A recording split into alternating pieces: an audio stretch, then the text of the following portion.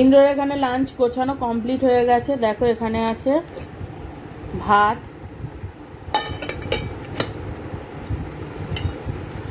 এখানে আছে আলু দিয়ে মাছের ওই ঝাল তরকারি যা বলবে।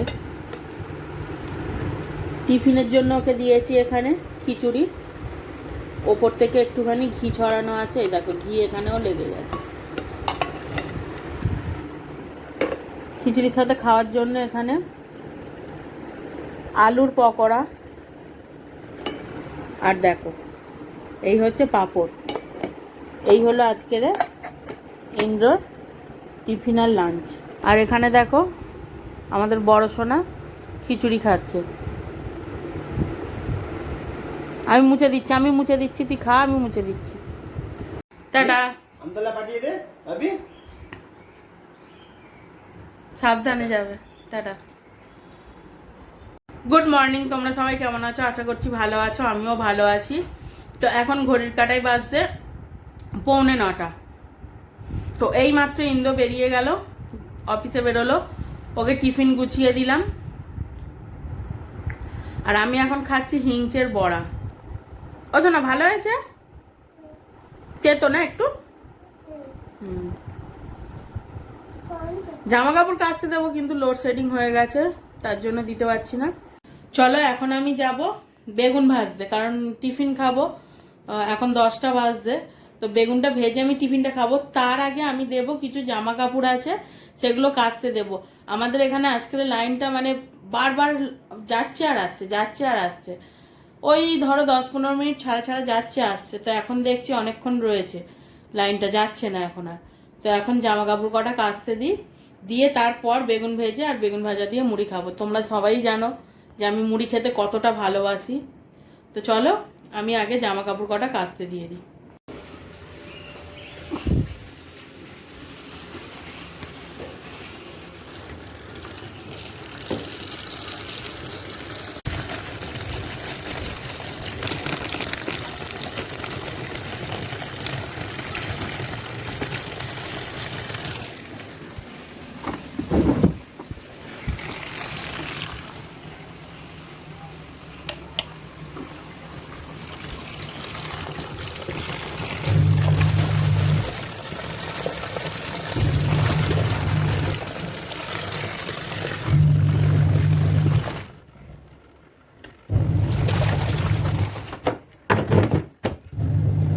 আলুর পকোড়াটা বানাতে এমন কোনো ব্যাপার না। আলুগুলোকে লম্বা লম্বা করে কেটে হালকা সেদ্ধ করে নিয়েছি নুন দিয়ে, আর বেসনের মধ্যে আদা রসুনের পেস্ট, হলুদ গুঁড়ো, জিরে গুঁড়ো, লঙ্কা গুঁড়ো, নুন আর একটু খাবার সোডা দিয়েছি। তোমাদের কাছে কালো জিরে থাকলে দিতে পারো। দিয়ে তারপর একে একে তেলের মধ্যে ছেড়ে দেখো উল্টে পাল্টে এরকম লাল লাল করে ভেজে নিলেই রেডি। দেখো আমার বেগুন ভাজাও একদম রেডি হয়ে গেছে, এবার শুধু খাওয়ার অপেক্ষায়। তোমাদেরকে এইমাত্র বলছিলাম না যে লোডশেডিং হচ্ছে, বারবার কারেন্টটা এসছে। জামা কাপড় কাচতে দিয়েছি, সবে কাচা শুরু হয়েছে, 5 মিনিট সবে কাচা হয়েছে, ব্যাস আবার চলে গেল। জামা কাপড় যেমন তেমনই রয়েছে, আবার কখন আসে। তো চলো আমি বেগুন ভাজা দিয়ে আর ওই আলুর বড়া ভেজেছি, পাঁপড় ভেজেছি, মুড়িটা খেয়ে নিই। প্রচণ্ড খিদে পেয়েছে। এখন ঘড়ির কাঁটায় 10টা 15 হয়ে গেল। এইমাত্র কিছু বাসন মেজে এলাম, এখন ঘড়ির কাঁটায় বাজছে 12টা 2।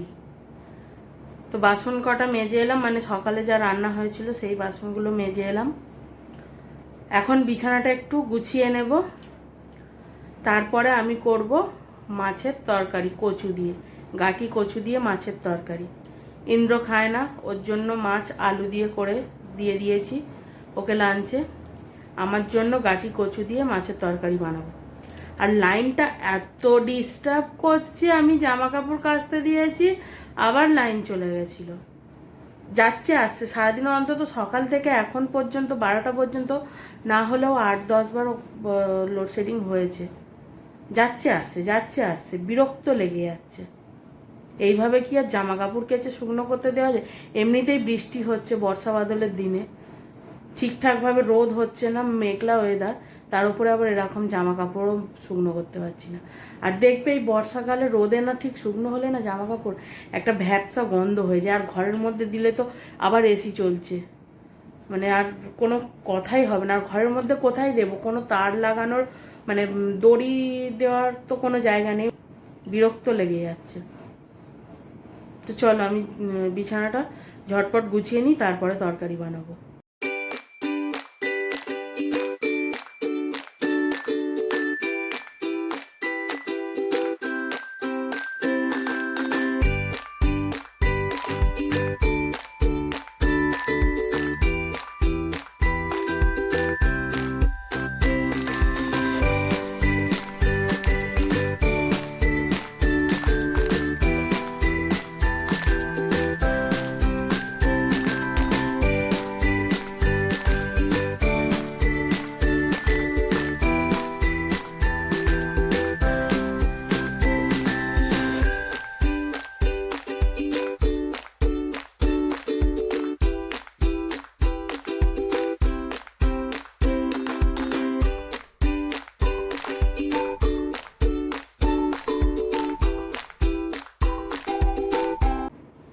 রাতে এসি চলে তো এই চাদরটা না গায়ে দিলে না একটু ঠান্ডা ঠান্ডা লাগে।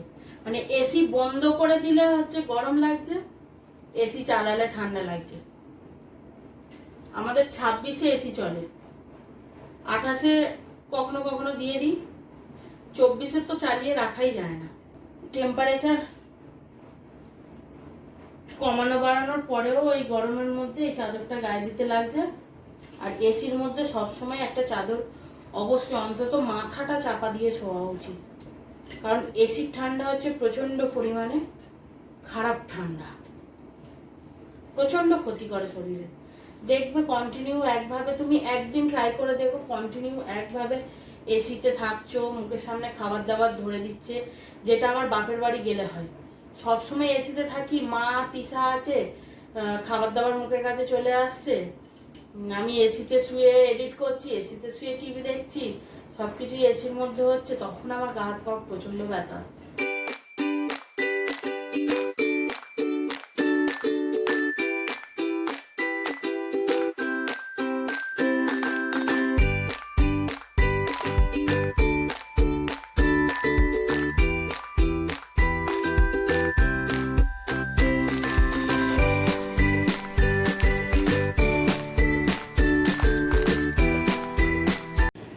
গরম গরম মাছের তরকারি আমার রেডি হয়ে গেছে, আর খিদে চেপে রাখতে পারছি না।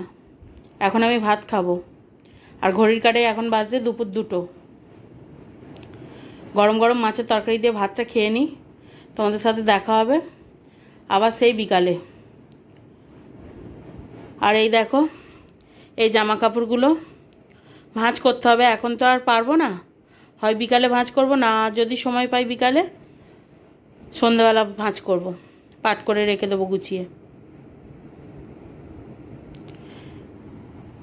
এর মধ্যে কিছু জামা কাপড় রাখা আছে, ওই যে জামা কাপড়গুলো ওগুলোও কিন্তু কাঁচা, তো সমস্ত জামা কাপড়গুলোই ভাঁজ করব। তার আগে দুপুরের লাঞ্চটা করে ফেলি গরম গরম মাছের তরকারি দিয়ে। গুড ইভিনিং, এখন ঘড়ির কাঁটায় বাজে 6টা 23, আর এখন আমি এই জামা কাপড়গুলো গুছিয়ে নেব, নিয়ে যাব দোকানে। তো চলো তাড়াতাড়ি আগে জামা কাপড়গুলো গুছিয়ে ফেলি।